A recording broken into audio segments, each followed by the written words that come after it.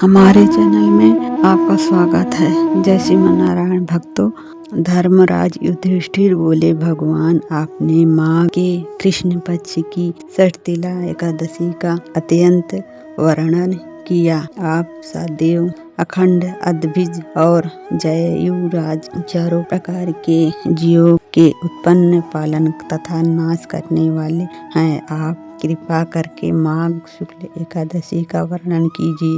इसका क्या नाम है, इसके व्रत की क्या विधि है और इसमें कौन से देवता की पूजा किया जाता है। श्री कृष्ण जी कहने लगे, हे राजन, इस एकादशी का नाम जया एकादशी है। इसका व्रत करने से मनुष्य ब्रह्म हत्या पापों से छूटकर मोक्ष को प्राप्त होता है तथा इसके प्रभाव से भूत पिशाच आदि योनियों से मुक्त हो जाता है। इस व्रत को विधि पूर्वक करना चाहिए। अब मैं तुमसे पद्म पुराण में की महिमा की कथा कहता हूँ। देवराज इंद्र स्वर्ग में राज करते और अन्य देवगण और सुख शांति स्वर्ग में रहते। एक समय इंद्र अपनी इच्छा अनुसार नंदन वन में अप्सराओं के साथ विहार कर रहे थे और गाना गा रहे थे। उनमें से प्रसिद्ध पुष्पदत्त तथा उसकी कन्या पुष्पवती और चित्रसेन तथा उनकी स्त्री मालिनी भी थी।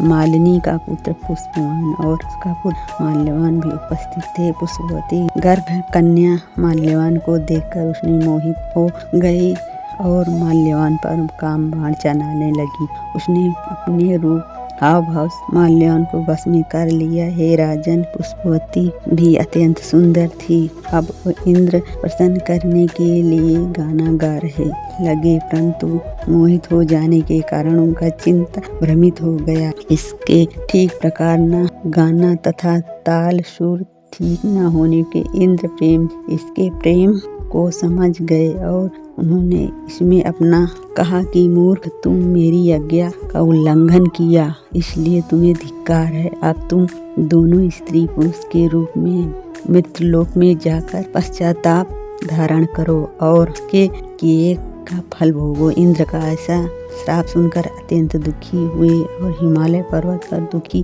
पूर्वक अपना जीवन व्यतीत करने लगे। इसे गंध रस तथा स्पर्श आदि का कुछ भी ज्ञान नहीं था। वहाँ उसको महान दुख मिल रहे थे। उन्हें एक क्षण के लिए निद्रा नहीं आती। हिमालय पर्वत पर अत्यंत शीत तथा इससे उनके रोमांच खड़े रहते और दांत मारे शीत के बाजते रहते। एक दिन इस पश्चात के अपनी स्त्री के कहा कि पिछले जन्म में हमने ऐसा कौन सा पाप किया था जिसके हमको यह दुखदायी योनि प्राप्त हुई।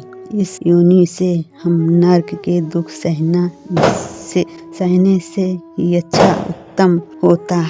हमें एक किसी प्रकार का पाप नहीं करना चाहिए। इस प्रकार विचार करते हुए बोले। माघ मास कृष्ण पक्ष की जया एकादशी आई। उस दिन उन्होंने कुछ भी भोजन नहीं किया और न कोई पाप कर ही किया, केवल फल फूल खाकर ही दिन व्यतीत किया और शयन समय महान दुख से पीपल के वृक्ष के नीचे बैठ गए। उस समय सूर्य भगवान अस्त हो रहे थे। उस रात को अत्यंत ठंड थी, इस कारण वे दोनों शीत के मारे अति दुखित होकर मृत्यु सामने आपस में चपेट हुए पड़े रहे। उस रात उनको निंदा भी नहीं आई। हे राजन, जया एकादशी के उपवास और रात के जागरण से दूसरे दिन प्रभाव होते हैं। उनकी योनि छूट गई। अत्यंत सुंदर अप्सरा की देह धारण कर सुंदर वस्त्र भूषण अलौकित हो उन्होंने स्वर्गलोक को प्रस्थान किया। उस समय आकाश में देवता पूछने लगे कि तुमने अपनी योनि से किस प्रकार छुटकारा पाया, सो सब बतलाओ। माल्यवान बोला, हे देव, भगवान विष्णु की कृपा और जया एकादशी के व्रत के प्रभाव से ही हमारी योनि छूट है। तब इंद्र ने कहा, माल्यवान, भगवान की कृपा और एकादशी के व्रत करने से केवल तुम्हारी योनि छूट गई, वरना हम लोग बंदनीय हो गए, क्योंकि विष्णु और शिव के भक्त हम लोग के बंदनीय हैं। अतः आप धन्य है, आप पुष्पवती के साथ जाकर विहार करें। श्री कृष्ण कहने लगे कि हे राजन, राजा युधिष्ठिर, इस विजय एकादशी के व्रत से बुरा प्रभाव छूट जाता है। इस ने एकादशी का व्रत किया, माना यज्ञ जाप दान आदि कर लिया। जो मनुष्य एकादशी का व्रत करते हैं अवश्य हजारों वर्ष तक स्वर्ग में वास करते हैं। जय श्री कृष्ण। राधे राधे।